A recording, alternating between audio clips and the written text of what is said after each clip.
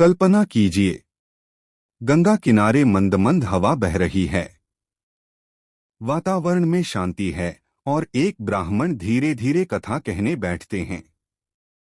उनकी आवाज में गहराई है और आंखों में करुणा। वे कहते हैं, हे सुमुखी, हे सौभाग्यशाली नारी, तुम सचमुच बड़ी भाग्यशाली हो कि भगवान शंकर की कृपा से तुम्हें शिवपुराण की पावन कथा सुनने का अवसर मिला।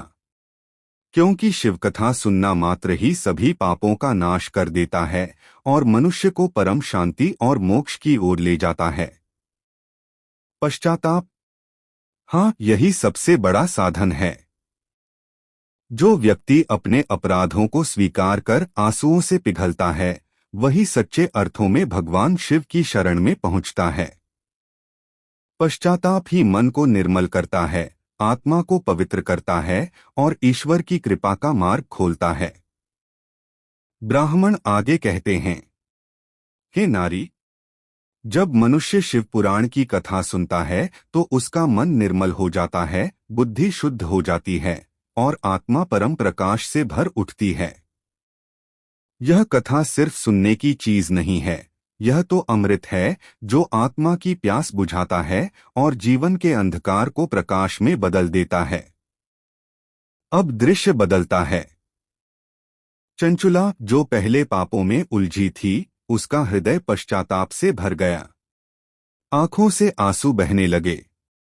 उसने हाथ जोड़कर ब्राह्मण देवता से कहा, हे ब्राह्मण देव, कृपा कीजिए, मेरे पापों का बोझ बहुत भारी है।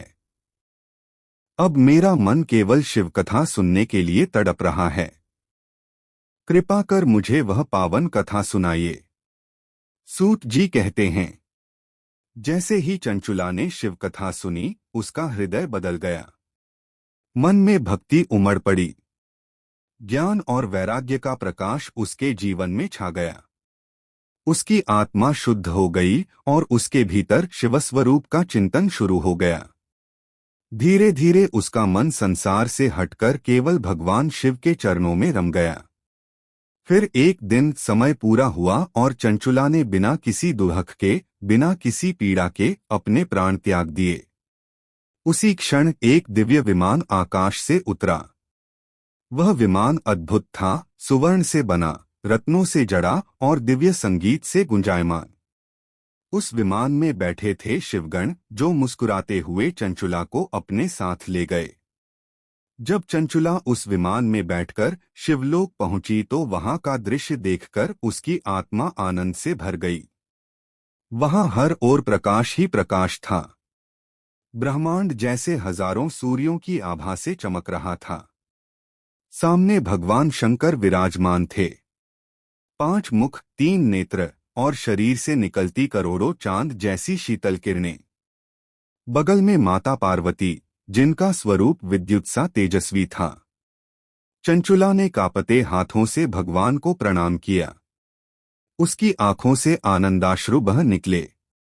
भगवान शिव ने मुस्कुराकर कहा, हे चंचुला, तुम्हारा पश्चाताप सच्चा था, तुम्हारा हृदय निर्मल हो गया है।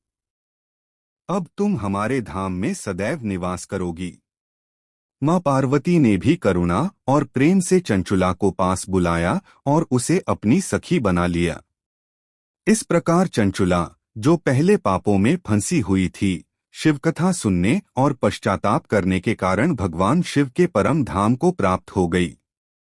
वह सदा के लिए शिवलोक में मां उमा की सखी के रूप में रहने लगी।